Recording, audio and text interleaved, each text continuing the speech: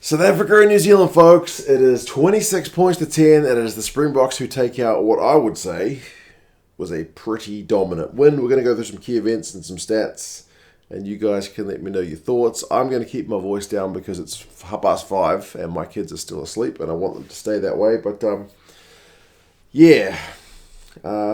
of a lesson. Bit of a lesson for the All Blacks, I think, in this one. Scrum time, high balls, breakdown. Yeah, I mean, All Blacks maul defence was alright. That was an area of concern going into this one, but scrum time, goodness gracious me, folks. Yeah, not ideal. But, the start of the game, and it was a really nice day, good crowd, but the start of the game didn't look that good for the Boks when Klerk copped a knee to the head from Klerk, just purely accidental stuff. Going in for a tackle, shooting up like he does, and he cops a knee for his trouble, so he was out cold. He goes off, but he does wave to the crowd a bit later, like 20 minutes later when he comes back out, so he looks all right. But I would say he'll be in doubt maybe for the next one. But anyway, Jaden Hendricks has to step up, and he does pretty well, just quietly, but kind of ominously for the All Blacks. First scrum is an All Blacks feed, free kick for going too early. Second scrum, South African feed, it's a penalty. How many scrum penalties were there? Way too many for the All Blacks. All Blacks defence manages to hold at the maul. They hold through South African attacking phases, put Arendse into touch, but it's an ominous sign of some relentless pressure that's going to come from the Springboks. Every time the All Blacks get long, South Africans are running it back at them. About the fourth attempt, a try comes of it. It's Arendse. It's Handre Pollard with the kind of high crossfield kick to Arendse's wing. He taps it to Lukhanyo, who's not a bad player in case you haven't seen him play before. From the deck, he pops it back to Arendse, who was the provider, and goes over for the first try. It's a bit of magic. 7 points to 0. Pretty tidy start from the Springboks. All Blacks haven't been at the races at this point. The South African scrum keeps dominating. All Blacks defence is still holding, to be fair, but they're not firing a shot, man. It's like they're on the ropes, just trying to kind of survive as the Springboks are controlling the territory. They're winning the aerial balls. They're winning the scrum. They get a penalty to make it 10 points to 0. It's from the breakdown, so it's all South Africa, man. Like, just those 50-50 moments as well, where you need that extra bit of scramble. Like, there's a loose ball, and Kolisi is the one who dives on it. Like, I feel like he's not the closest guy to the ball, but somehow Kolisi is the first guy to it. Like, that's the kind of moment that's all going South Africa's way. Maybe that's the home advantage. Maybe that's just that extra bit of organisation, that extra bit of fight and determination. I don't know, but it's all going South Africa's way. They actually had a 3-on-2 from that Kolisi dive on loose ball, but Damian Allende doing old school Damian Allende things when they get it wide, the 3-on-2. He doesn't pass. He decides to take it in hand and ends up just putting a little grubber through. So he gets them some territory, but I feel like maybe that was a chance for a second try potentially in that first half. But anyway, it's still all South Africa. The All Blacks did have one attacking chance when the South Africans mucked up a line-out throw, but within a few phases, Marx just wins a turnover. And how many turnovers did that guy win in this game? Goodness gracious, he must have got man of the match, surely. I didn't stick around long enough to watch any of the post-match stuff, but Marx was pretty present, you would have to say that. Savia won a turnover to get the All Blacks kind of out of jail. It all started from a maul, which started from a scrum penalty again to the Springboks, so it was, as I said, kind of pretty ominous stuff from an All Blacks point of view. Though the All Blacks did manage to get 3 points on the board from a pretty soft penalty from the aforementioned Damian Allende, a little bit too quick up, according to Angus Gardner, from the scrum. Just got himself into an offside position. So at least the All Blacks managed to get on the board before halftime. It was 10-3 at halftime. But the possession, the territory, clean breaks, it's all South Africa. The turnovers conceded is actually the All Blacks, even though they've had less ball. So, pretty convincing first half from the South Africans, like I said. Second half, there's some just really frustrating stuff from an All Blacks point of view, man. But, 43 minutes.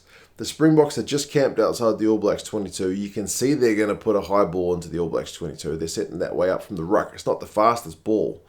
But Hendricks is allowed to put the up and under with no pressure on. Nobody's closing him down. And then Jordie Barrett calls for the ball. I thought, pretty clearly, at least from sitting here on my couch, looking at the play where he puts his hand up and seems to yell. But then Will Jordan's kind of hanging about like he might want to go for it, and then Sam Cane gets in his way. It's just an absolute mess. Like, firstly, why is nobody putting pressure on the kicker to at least make him not get it exactly where he wants it? And then why can't you guys call for the ball and get out of each other's way? Like, really, really frustrating. But, yeah, South African ball, but the All Blacks defence again manages to hold. Eventually, the All Blacks look to maybe, and at 10-3, you're only one kind of moment of magic away from getting yourselves right back into the game. Maybe that moment of magic's going to come when the All Blacks got a line out in their own 22 or just outside. And Ardie Savia managed to pop a little inside ball through to Will Jordan. And Will Jordan's lightning. But again, like Kolisi diving on the ball earlier, Jasper Wiese manages to just get him with the ankle tap. Desperation play. And it shuts the move down before it really starts. Bodie had a attempted intercept on 47. One of those ones where he goes one-handed. Angus Gardner says it's just a knock-on. Not a deliberate knock-on, but one of those ones where you're kind of risking it when you go for it one-handed. On another day, that could have been a yellow, but the ref says he was genuine, but that's a bit of a lottery, so he manages to win that lottery. If he'd got the intercept, he could have, had some pay. So it was a risk-reward one, but he managed to get away with the attempt anyway. But sure enough, the Springboks, a few minutes later, they're on the board again. 13-3 with a scrum penalty. That dominance continues as we go on in the second half. Jordy Barrett also goes off not long later, seemingly with a sore ankle or foot. And that happened in that collision, I believe, when there was that miscommunications with the high ball. So, yeah, not ideal from an All Blacks point of view. All Blacks' first entry into South African 22, at least in the second half anyway. What happens? Malcolm Marx. Turnover. How many did he get? Is it 4? I lost count, man. The guy was everywhere. 58 minutes, South Africa have got a 5-metre line out. Maybe it's 6 metres out from their own line. And did the All Blacks contest the throw? No. I don't understand.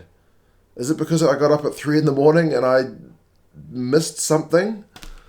Why would you not contest? I can understand not contesting 5 metres out from your own line because you want to set for the maul. Why would you not contest when you're down their end? What have you got to lose? I failed to comprehend that one. Maybe they were just beaten to the punch and didn't have somebody ready. But yeah, that kind of stuff just had me kind of frustrated. Just quietly, folks. South African drop goal on about 58 minutes? Mapimpi beating Will Jordan to the air. Will Jordan's a fullback. He's supposed to be winning that kind of aerial contest, but Mapimpi had his number all day long. That's what kind of set it up. But to be fair, the All Blacks did manage to get the ball back, but then Rieko Ioane chucks a huge ball to try and keep the ball back in play, and Stephen Kitshoff intercepted it. Like, if Stephen Kitshoff's intercepting your ball, it's probably not the best pass. And then the Springboks just calmly go through some phase play. Pollard knocks the droppy over, no pressure on him. Cool as you like. And yeah, man, 16-3. By that point, I think I knew the All Blacks were done. Like, they'd not really fired a shot. They've been given a gift 3, and that's about it. All Blacks errors, man. Like, they get a line out stolen. This is after Coles has come on too. Coles knocks it on in the tackle. There's a really short line out they throw, which is comically not straight. Like, it's just all over the shop, man. It's bad. I don't mean to be a negative Nelly, but geez, the All Blacks were poor in some ways. As I said, it was a bit of a lesson. 71 minutes. Another South African penalty at the breakdown. This one was in New Zealand's half. I think it was who got that one. 19 points to 3. New Zealand are pretty much dead and buried. But that being said, they do get a chance in the final 7 minutes to go 15v14, the All Blacks, because Kurtley Arendse, who had had a good game up until that point, makes a bad read on a high ball where he just charges in and I think too late realises he's not going to be able to contest that one. Bodie's already in the air. Arendse ends up just clattering into him. It's a red all day long. And yeah, sure enough, he gets red carded. Bodie goes off as well because he just landed on his head, man. It was pretty bad.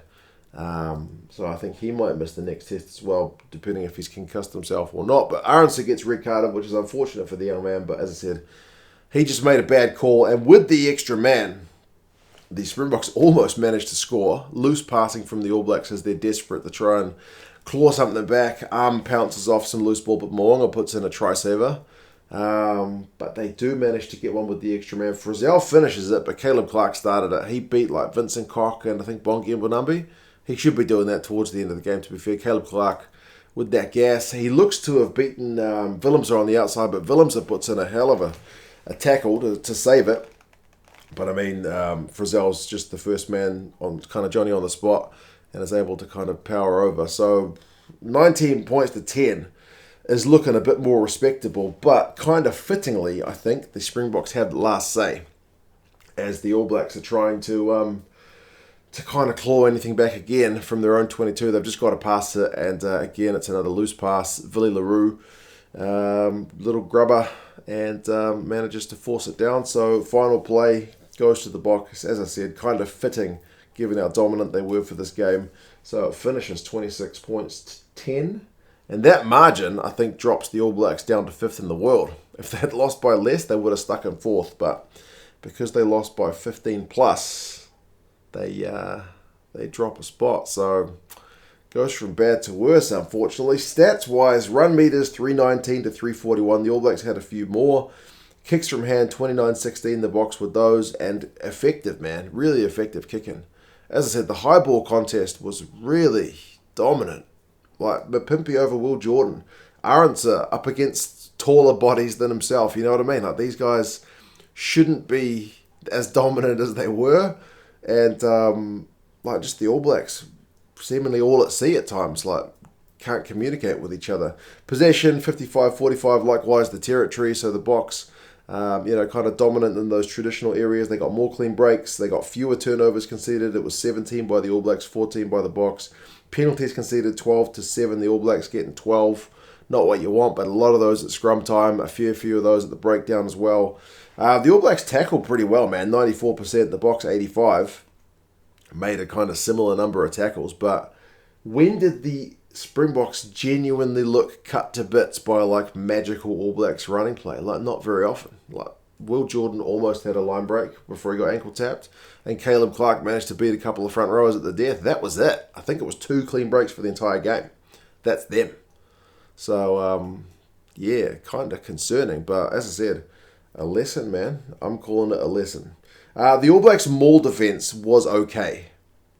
That's about as bright a spot as I can give it. Because that was looking like it was going to be, one of the genuine ways that the box might pile on the pain. But it ends up being a couple of tries to the backs for them, doesn't it? So, I mean, Arendse 52 metres and a defender beaten plus his try before he gets red carded. Lukhanyo arm a couple of clean breaks. Wiese 14 from 14 tackles. Marx with the turnovers. Kolisi, very busy. So Damian Willemse putting some pretty tidy kicks at the back. Pollard pulled the strings really well. Handre, all these key guys just stepped up for the All Blacks. Caleb Clark has 80 metres, a clean break and 2 defenders beaten. Savia has 10 from 10 tackles. But, ultimately, there was, for mine, quite a few concerning areas for the All Blacks where they just didn't get it right. And the Springboks, they just looked comfortable, man, on defence and dangerous on attack. So, very, very deserved winners. And we'll have to see what the All Blacks can bounce back from there because Fozzie's job isn't looking any safer after that one. Jacques Ninaba definitely got the better of him in that one. We've got a rematch next week, which is pleasing.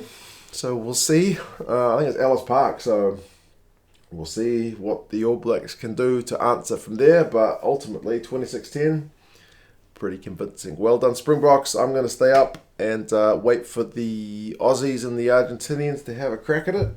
You guys let me know your thoughts. Remember, if you guys are in the States and you want to watch this one, Flow Rugby is the place to be. Link down in the description for Flow Sports. They've got all the Rugby Championship on, as well as the NPC from here in New Zealand. So, you guys let me know your thoughts, and I'll talk to you guys again soon. See you later.